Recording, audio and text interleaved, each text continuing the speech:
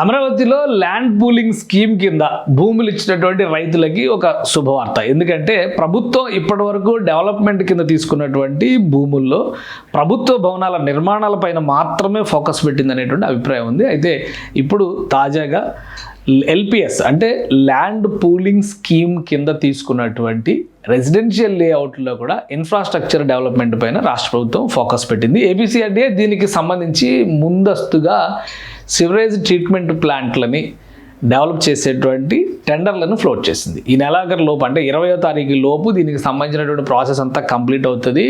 సరైన కాంట్రాక్టర్లను ఎంపిక చేసి వర్క్ అలాట్మెంట్ చేస్తే ముఖ్యంగా రెసిడెన్షియల్ ఏరియా, ఇక్కడ ఒక విషయం అర్థం చేసుకోవాల్సింది ఏంటంటే అమరావతి ప్రాంతంలో ఒక మాస్టర్ ప్లాన్ను మనం చూస్తాం. ఎప్పుడు చూసినా కానీ ఒక పెద్ద మ్యాప్ కనిపిస్తుంది. ఇదేంటో అర్థం కాదు, ఇది ఒక బ్రహ్మ పదార్థంలో ప్రతి ఒక్కళ్ళు ఫీల్ అవుతూ ఉంటారు. ఇందులో రంగుల బొమ్మలు కూడా కనిపిస్తూ ఉంటాయి. అయితే వీటన్నిటిని కూడా చాలా క్లియర్గా గవర్నమెంట్ నోటిఫై చేసింది. నోటిఫై చేసినటువంటి వాటికి సంబంధించిన డీటెయిల్స్ కూడా ఇక్కడ ఇచ్చింది. ఇక్కడ R1, R2, R3, R4 అంటే ఇవన్నీ కూడా విలేజ్ జోన్స్, రెసిడెన్షియల్ జోన్స్ కింద మనం చూస్తాం. R1 అంటే రెసిడెన్షియల్ జోన్ 1, రెసిడెన్షియల్ జోన్ 2, అట్లనే కమర్షియల్ జోన్స్ ఇవన్నీ సెగ్రిగేషన్ చేస్తాయి. మామూలుగా మనకు ఉన్నటువంటి పట్టణీకరణ లేదంటే మన పల్లెలకు సంబంధించినటువంటి ఏంటంటే అన్నీ కలగలిపోయి ఉంటాయి.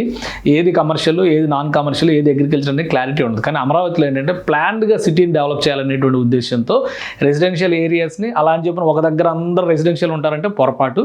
ఒక ఏరియాని నోటిఫై చేసి ఆ ఏరియాలో రెసిడెన్షియల్ జోన్ కింద కొంత భాగం, కమర్షియల్ జోన్ కింద కొంత భాగం, ఎడ్యుకేషన్ లాంటి అలానే పబ్లిక్ రిక్రియేషన్ జోన్స్ని కొంత భాగం ఇట్లా డెవలప్ చేసేటువంటి ప్రాసెస్. అందుకే ఇన్ని రంగులు కనిపిస్తున్నాయి. ఒకవేళ రెసిడెన్షియల్ ఉంటే అన్ని ఒక పక్క అంతా రెసిడెన్షియల్ రంగు, ఇంకో పక్క అంతా కమర్షియల్ రంగు ఉండాలి. కానీ ఇన్ని రంగులు ఎందుకు కనిపిస్తున్నాయి అంటే దానికోసం ఉంటున్నాయి. అందుకనే ఎల్పిఎస్ ల్యాండ్ పూలింగ్ స్కీమ్ కింద భూములు ఇచ్చినటువంటి వాళ్ళకి 400 గజాల నుంచి 600 గజాల వరకు రెసిడెన్షియల్ ప్లాట్స్ ఇచ్చేటువంటి వెసులుబాటు ఉంది.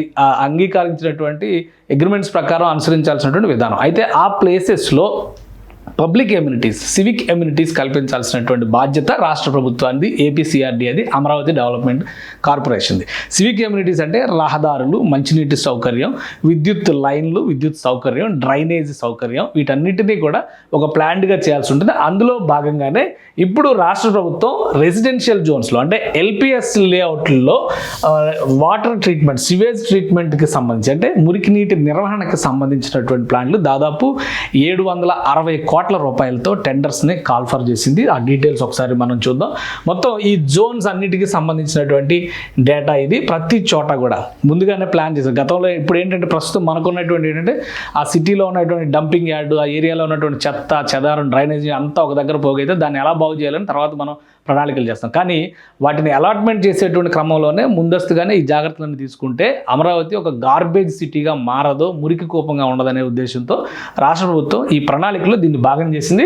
అందులో భాగంగానే ఇక్కడ చూస్తే మనకి సివేజ్ ట్రీట్మెంట్ ప్లాంట్ సంబంధించి zone 1 STP 14 MLD capacity, tertiary treatment capacity 5, అలానే zone 2, zone 3, zone 5, zone 6, zone 4 ఇక్కడ ఇచ్చారు. అలానే జోన్ 7, జోన్ 9, జోన్ 10 ఇవన్నీ కూడా ఒక 8వ జోన్ మినహా మిగతా అన్ని జోన్స్ కూడా ఈ లిస్ట్లో వచ్చేసినాయి. ఇవన్నీ కూడా ఇక టోటల్ కెపాసిటీ 29 MLD, ఇది 33 MLD కింద నోటిఫై చేశారు. ఇవి కాకుండా 12th జోన్లో కూడా 12th జోన్ A1, A2 కూడా ఉన్నాయి. జోన్ 12, జోన్ A ఇవి కూడా 25 MLDకి సంబంధించినటువంటి కెపాసిటీ ఉన్న వాటిని డిజైన్ చేశారు ఇందులో. సో మొత్తం ఈ జోన్స్ అన్నిటికీ సంబంధించినటువంటి ప్రణాళికని టెండర్స్ని కాల్ఫర్ చేసింది ఏపీసీఆర్డీఏ. వీటన్నిటినీ కూడా ఈ నెలాఖరు లోపు క్లోజ్ చేయాల్సి ఉంటుంది. అంటే 20-25 తారీఖు లోపు మొత్తం ప్రాసెస్ కంప్లీట్ అయిపోతుంది. అధికారికంగా ఎవరు సెలెక్ట్ అయ్యారు అనేది కూడా అనౌన్స్ చేస్తుంది. వీటన్నింటినీ మూడింటిని సపరేట్ టెండర్స్ కింద రిలీజ్ చేశారు. వరల్డ్ బ్యాంక్, ఏడీబీ ఫైనాన్స్ చేస్తున్నటువంటి ప్రాజెక్ట్ కింద దీన్ని చెప్పారు. STPస్కి సంబంధించి ఇప్పుడు 3 ఏవైతే మనం చూపించామో సెగ్రిగేషన్, అదే మూడింటికి సంబంధించి. సో ఇది ఫస్ట్ ఏమో 290 కోట్ల 92 లక్షల 93 వేల లెక్క కనిపిస్తుంది. ఇది 262 కోట్ల రూపాయలు కనిపిస్తుంది. ఇది 207 కోట్ల రూపాయలు కనిపిస్తుంది. మొత్తం ఈ టోటల్ అంతా కలిపితే కనుక 760 కోట్ల రూపాయలు, దాదాపుగా 760 కోట్ల రూపాయల పైచిలకు ఇక్కడ అమౌంట్ కి సంబంధించినటువంటి టెండర్స్ని ఫ్లోట్ చేశారు. 25వ తారీఖు కల్లా ఈ టెండర్స్ అన్నీ కూడా క్లోజ్ అయిపోతాయి. 25 కల్లా క్లోజ్ చేస్తారు. సో ఇందులో ఇంట్రెస్ట్ ఉన్నటువంటి పార్టీస్ అన్ని కూడా పార్టిసిపేట్ చేస్తాయి. టెండర్స్ సెలక్షన్, ఫైనాన్షియల్ బిడ్డింగ్ ఇవన్నీ అందరికీ తెలిసినటువంటి ప్రొసీజర్సే.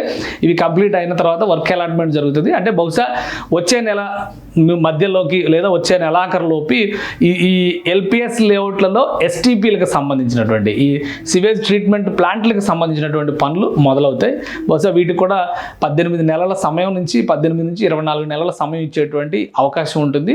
ఒకేసారి అన్నింటిని కూడా ప్రారంభించాలంటే కనుక వేరువేరుగా నిర్మాణాలు జరగాలి కాబట్టి 3 ప్యాకేజీలుగా వీటిని విభజించి ఏపీసీఆర్డీఏ రిలీజ్ చేసింది. సో ఈ పనులు మొదలైతే సివిక్ ఎమ్యూనిటీస్కి సంబంధించి ఇప్పటికే రహదారుల వ్యవస్థ పైన ఫోకస్ పెట్టింది, విద్యుత్ లైనింగ్ పైన ఫోకస్ పెట్టారు, డ్రింకింగ్ వాటర్ పైప్ లైన్స్ కూడా వేస్తున్నారు, ఇక డ్రైనేజ్ వాటర్ పైప్ లైన్స్ వీటన్నిటికి సంబంధించి జరుగుతుంది. ఇవన్నీ ఒక దగ్గర కన్సాలిడేట్ చేస్తే ట్రీట్మెంట్ ప్లాంట్స్ని ఏ విధంగా ఏర్పాటు చేయాలి కాబట్టి ఒక సమగ్రమైనటువంటి ప్రణాళికతో సిఆర్డీఏ పావులు కదుపుతోంది.